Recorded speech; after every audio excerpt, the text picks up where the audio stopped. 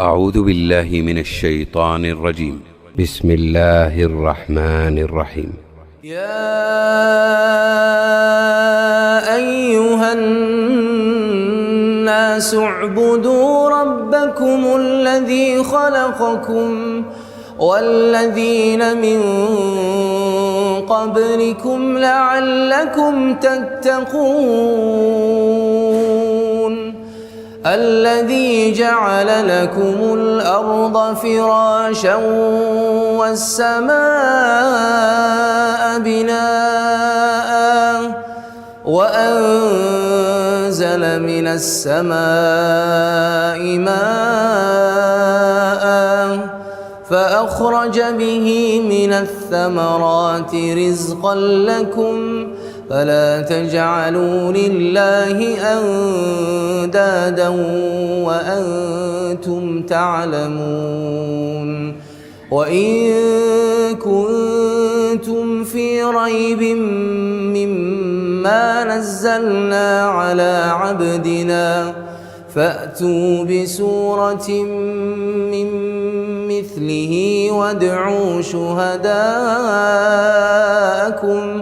وادعوا شهداءكم من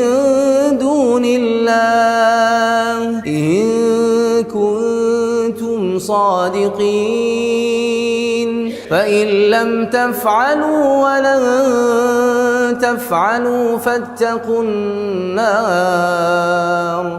فاتقوا النار التي وقودها الناس والحجارة أعدت للكافرين وبشر الذين آمنوا وعملوا الصالحات أن لهم جنات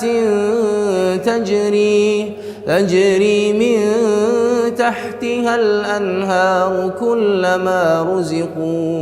كلما رزقوا منها من ثمرة رزقا قالوا هذا الذي رزقنا من قبل وأتوا به متشابها ولهم فيها